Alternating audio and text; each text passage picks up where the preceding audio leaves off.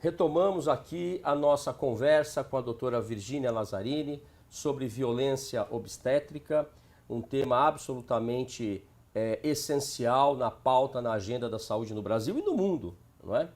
E na sequência do que já conversamos aqui, a dúvida que pode surgir para o telespectador é, mas afinal, quem pode ser vítima de violência obstétrica e quem pode ser responsabilizado na experiência, na sua experiência, Virgínia? Sim. Primeiro, na minha opinião, a partir do momento que a gente começou a falar de violência obstétrica, começaram a alargar muito esse campo de vítima e agentes de violência, né? Eu prefiro um raciocínio mais pontual, né? Então, quem pode ser o ator da violência? A equipe médica e a equipe de enfermagem, ou seja, quem está em contato direto com essa paciente, né? E quem será a vítima? É essa paciente, né? Nessa fase gravídico-puerperal dela, e também o seu bebê, ou também o seu bebê. Algumas condutas atingem basicamente a mãe, outras não, atinge ambos. Agora, se a gente pensar o seguinte, a mulher grávida é um binômio, ou seja, nós tratando de uma pessoa, nós estamos cuidando de duas, né? A gente pode falar assim, a vítima é a mulher. Perfeito. Né? É sempre a primeira vítima, imediata, sim, né, dessas sim, condutas. Exatamente. Virgínia, você colocou um ponto agora que me ocorreu. Existe treinamento, abordagem dessas questões nos cursos superiores, na medicina, na enfermagem, ou mesmo nos cursos técnicos, acerca da violência obstétrica hoje no Brasil? Olha, por ser um tema novo, que eu saiba, o Hospital Albert Einstein, né, o nosso curso de pós-graduação está sendo pioneiro. Perfeito. Né? Eu tenho levado essa aula já há uns 3 ou 4 anos e tem provocado muito interesse, levado a palestras, um trabalho que foi até para congressos internacionais, porque eu resolvi tocar no assunto da violência, abordando a parte da saúde junto com a parte do direito. Por quê? Era comum chegarem para mim e falar assim, nossa, tal conduta, Virgínia, é violência obstétrica. Eu posso perder minha carteira do Corém por conta disso? Eu falo assim, pode perder também, né? Porque você pode responder um processo civil, um processo penal, um processo administrativo e um processo ético. Perfeito. Então, os agentes não têm ou não tinham esta visão, né, de que uma simples conduta poderia acarretar tantas consequências para ele, né? Não estou nem falando as consequências para a vítima, é para o agente, né? Então, é um assunto novo, sim. Eu, por exemplo, não tive essa proposta na graduação, né? Na verdade, foi o que me levou a pesquisar. E eu acho o seguinte, tudo é fundamentado na educação, né? E a educação, eu digo, levar informação. Inclusive, me parece que deveria ser abordado nas faculdades de Direito. Com certeza, com certeza. Nas faculdades de Direito, a gente ouve muito sobre ética, daí quando a gente fala ética, a gente fala sobre o código de ética do advogado, e a ética é tudo.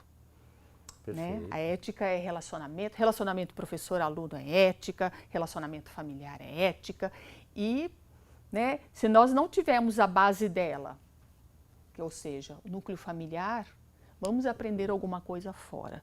E é uma coisa que tem que ser pontuada, tem que ser falada, que quanto mais falada, mais conhecimento teremos, né? Perfeito. E tendo conhecimento, temos condições de exigir os direitos, né? Realizar os nossos deveres, porque aqui nós estamos falando de os direitos das mulheres, os direitos das elas possuem deveres também. Quando eu falo que elas têm o direito a uma educação durante o pré-natal, elas têm o dever de comparecer nessas reuniões para entenderem o que é a gestação, o que acontece com o corpo dela. O que em algumas situações não ocorre. Exatamente. Né? Então, hoje em dia, infelizmente, a gente só ouve falar em direitos, né? Mas todo direito tem um dever correlato. Todo direito corresponde. E isso tem que ser falado para todo mundo. né? Tem que ser lembrado para todos, né? Porque a vítima tem só direitos e o médico tem só deveres? Não, ele tem direitos também. Ele pode deixar de realizar determinadas condutas, ele tem respaldo científico, Perfeito. né? Ele tem respaldo legal, ele tem respaldo ético. Né? Perfeito. Então aqui eu não quero acusar ninguém, eu quero alertar, né? Que para todos os entes envolvidos nesse cenário de violência, todos têm que fazer alguma coisa. E a parte mais importante, doutor Flávio, é você ter vontade. Porque, como eu disse, políticas públicas existem, né?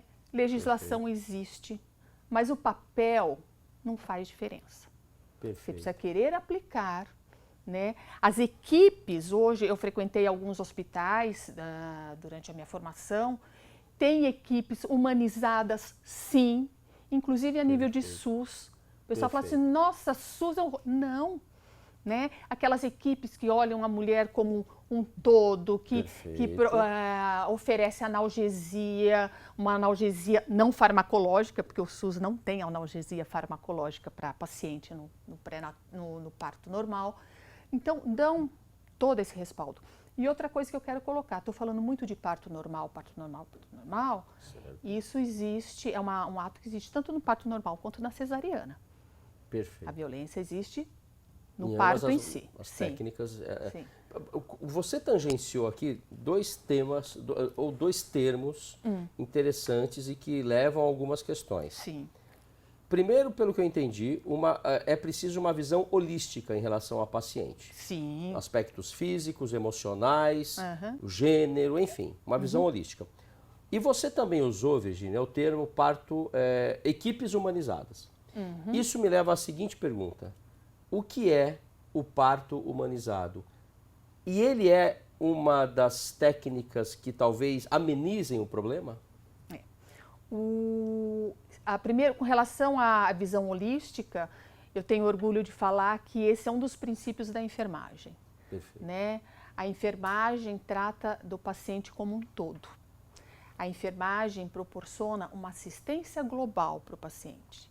E isso eu pude me realizar muito, né, na enfermagem. A possibilidade de poder proporcionar isso para o paciente, né? E dar o conforto, dar o que ele estiver precisando.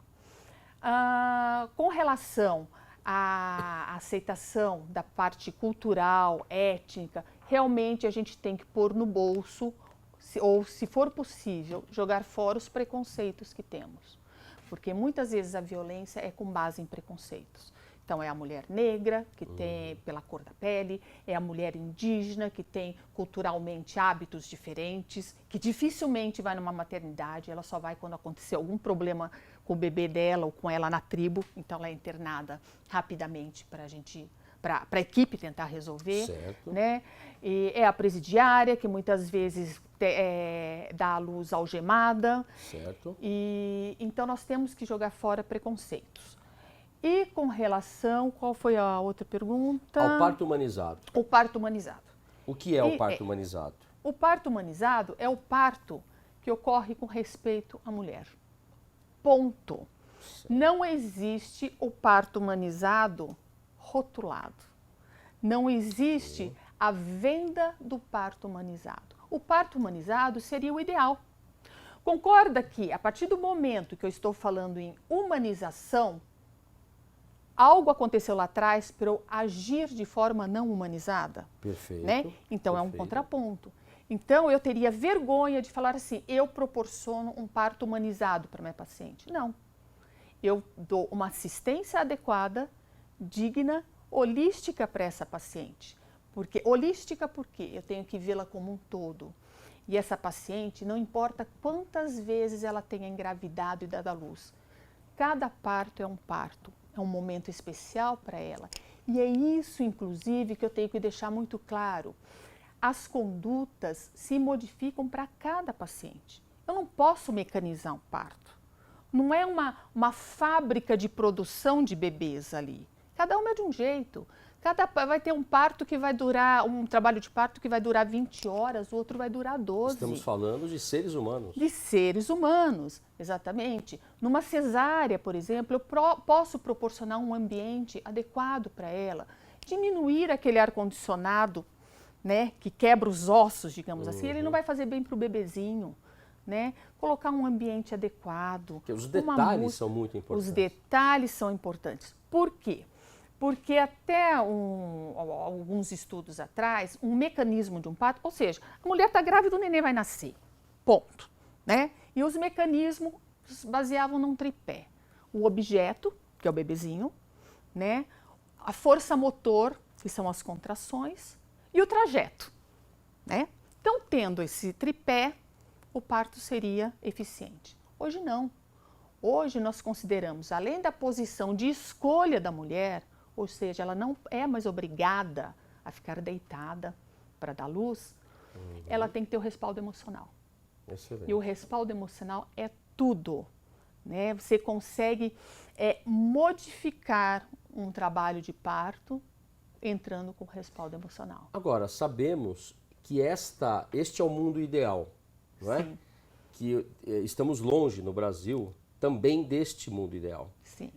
E aí eu te pergunto, a violação disso tudo, esses atos todos violadores desses direitos humanos fundamentais de gestantes, parturientes e bebês, é crime no Brasil?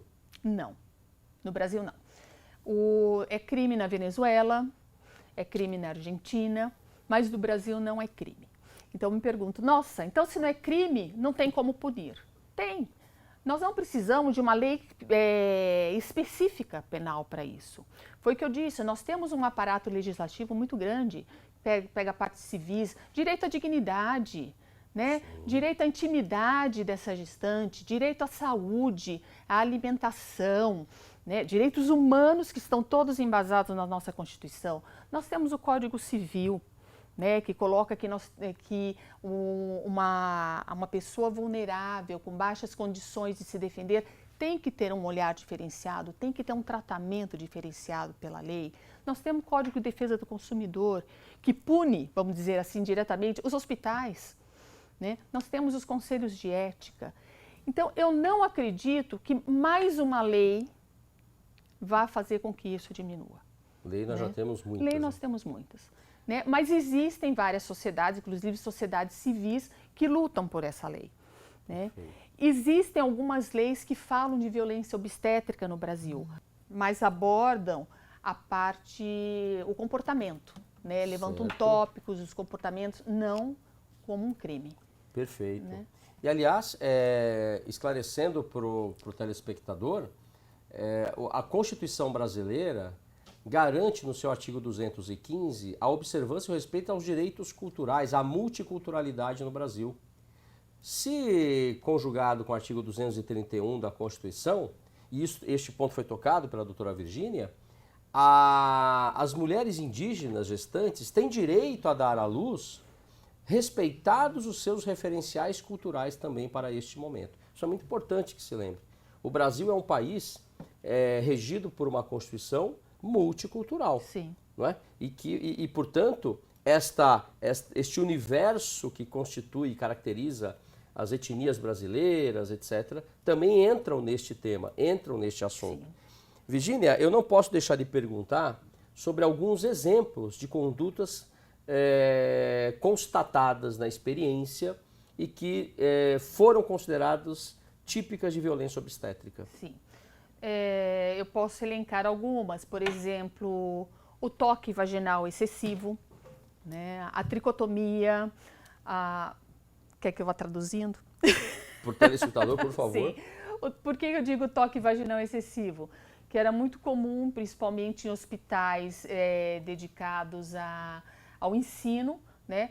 Aquela quantidade enorme de aprendizes, de médicos, de enfermeiros, todos tocarem essa mulher para aprenderem como está acontecendo a dilatação, a evolução no parto. E isso é extremamente maléfico a ela, inclusive podendo produzir infecções, além da violação da sua dignidade. Claro. Né? Então, começa por aí.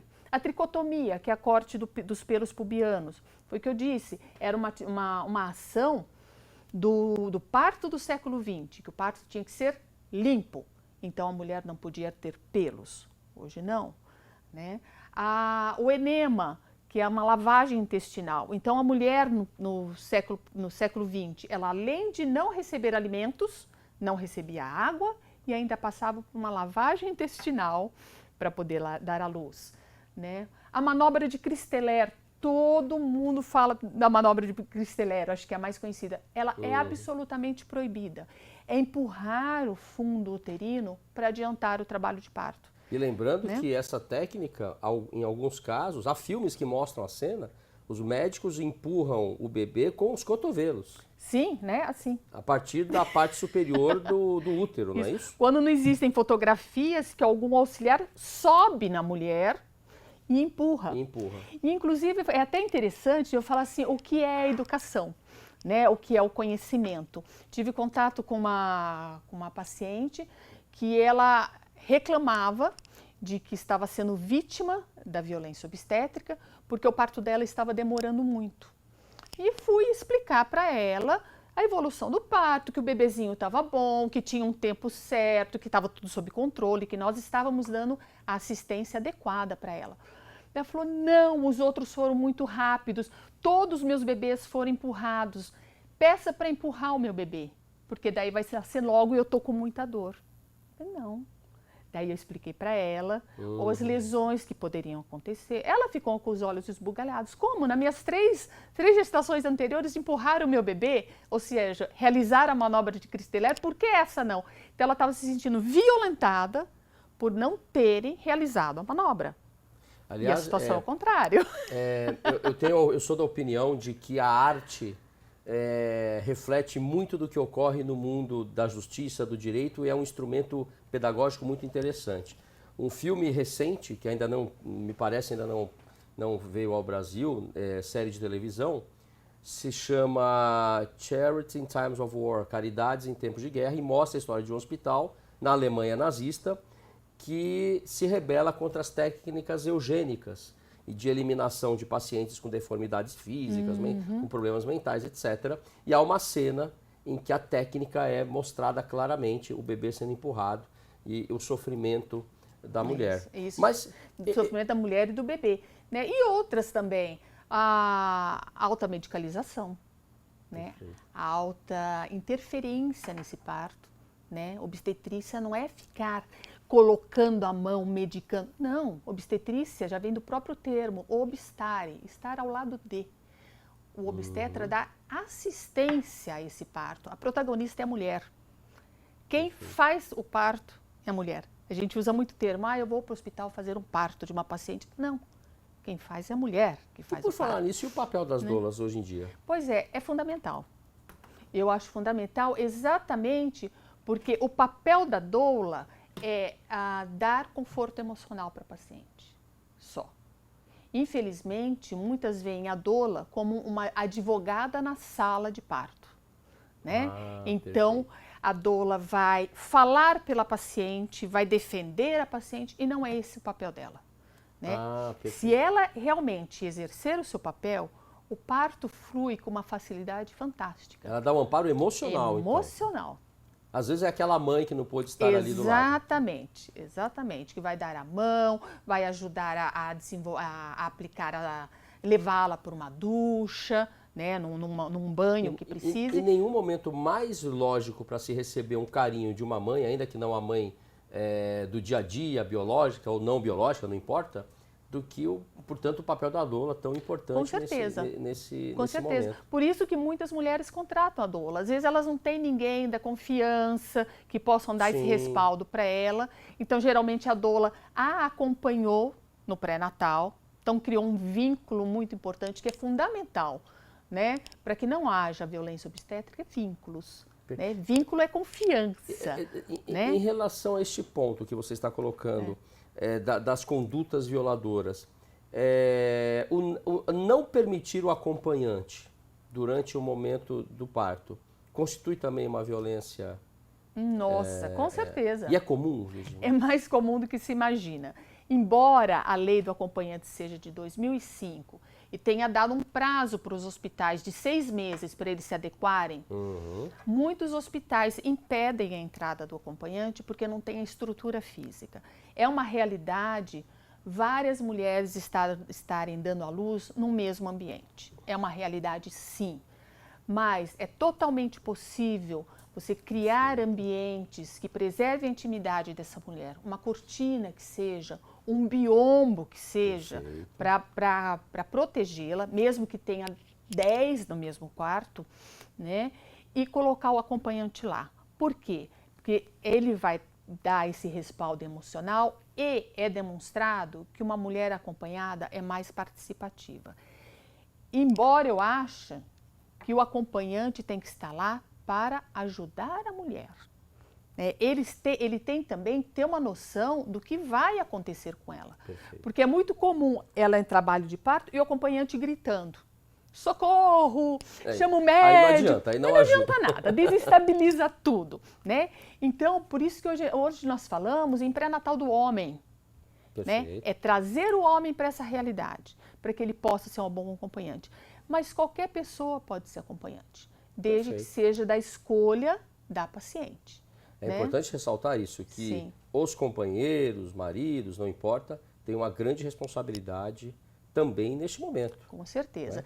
E, inclusive, em hospital, já me deparei também com pacientes que estavam sem acompanhante. E nós questionamos, né? É um direito seu. Não, eu estou com uma amiga e eu não quero que ela participe desse momento, né? Por diversos fatores, eu prefiro estar sozinha. Ótimo. Então, o que o profissional vai fazer? Ele vai colocar no seu prontuário, anotar no seu prontuário, que a paciente abriu mão desse direito, que ela foi comunicada que ela podia entrar com acompanhante e ela não quis, para lá na frente não dar um problema. Perfeito. Só para lembrar que a doutora Virgínia mencionou aqui a lei que assegura a presença do acompanhante durante os procedimentos em que se dá à luz a uma criança. A lei é a 11.108 de 2005, não é? Fica aí anotado para quem necessitar impor a sua vontade, o seu direito às instituições que lidem com que realizem esses trabalhos de parto. E finalmente, vamos falar um pouquinho do hoje. Hoje, vamos lá. O Ministério da Saúde, agora em 2019, optou por rejeitar o termo violência obstétrica. Num despacho de maio de 2019, eu vou ler um trechinho desse despacho, me permita, Virgínia, é dito o seguinte: o posicionamento oficial do Ministério da Saúde é que o termo violência obstétrica tem conotação inadequada, não agrega valor e prejudica a busca do cuidado humanizado no contínuo gestação-parto-puerpério. De outro lado, temos a Organização Mundial da Saúde que usa o termo, inclusive continua desenvolvendo projetos, medidas, proposições para combate à violência obstétrica. Eu gostaria, neste final de programa, ouvir a sua opinião sobre isso. Sim. Realmente é um posicionamento do Ministério da Saúde que foi totalmente questionável, inclusive mês depois ele voltou atrás, né? Mas quando ele se posicionou foi interessante que ele inclusive proibiu, né, que esse termo fosse utilizado e que fosse retirado dos documentos, ou seja, vamos passar uma borracha, né, no que está escrito, como se isso resolvesse a situação, né? Eu acho que estava, na minha opinião, colocando uma peneira, tampando o sol com a peneira. E eu acho que tem que ser exatamente o contrário. Nós temos que dar visibilidade à violência obstétrica. O que aconteceu foi que os médicos, a classe médica, se sentiu atingida diretamente. Porque quando a Organização Mundial da Saúde fala em ato violento, ele fala da intencionalidade do ato, né? E os médicos se sentiram atingidos dizendo que o ato dele, se causa um mal ou não tem a intenção de causar um mal ou não. E daí foi discutido, viram que a intencionalidade é do ato em si e não do resultado, e que nós não estávamos falando de violência dos obstetras, mas sim não há uma a intenção. violência do ato do O obstetra não vai até lá para fazer mal. De forma Foi isso alguma. que você quis E, inclusive, estabelecer. porque é um dos pilares da ética. Perfeito. Né? Você praticar o bem sem praticar o mal. E aí tem grande relação com o juramento de Hipócrates. Com certeza, com certeza. Essa postura. Eu acho que se a pessoa vai para praticar o mal, acho que ela tem que ser afastada do meio, tudo, embora a gente conheça relatos, casos que realmente isso acontece. Maravilha. Virgínia, para terminar, uma palavra sua, uma mensagem para o futuro, para aquelas pessoas que passaram ou que poderão vir a passar, esperemos que não, por uma situação que envolva a violência obstétrica. Eu acredito que a base de tudo é a educação, é a ética, é a informação. Né? E se acontecer realmente um caso de violência obstétrica, denunciem. Denunciem para que dados cheguem oficialmente. Né? Só na base da denúncia que a gente tem como montar uma planilha de dados para estudar. Quando a gente fala de 4 mulheres, né, entre 4 mulheres violentadas, né, aquele índice muito alto, esses dados ainda são fictícios, não demonstram a realidade. Né? Virgínia, muito obrigado, adorei o nosso papo, as suas palavras são muito esclarecedoras, tenho certeza que vai esclarecer pontos importantes para muita gente. Eu que agradeço a oportunidade. Foi uma honra recebê-la aqui. Muito obrigada, agradeço a oportunidade. Espero ter esclarecido alguns pontos. Com certeza. E estou à disposição. Bem, eu agradeço mais uma vez a convidada. Este foi o primeiro programa do nosso Falando em Liberdade, um programa que debate e discute direitos humanos nos dias de hoje, na Escola Superior da Advocacia da OAB São Paulo. Mais uma vez eu deixo aqui um agradecimento ao nosso presidente, ao nosso diretor da ESA e ao nosso coordenador. E esperamos encontrá-lo no próximo programa, você telespectador. Muito obrigado.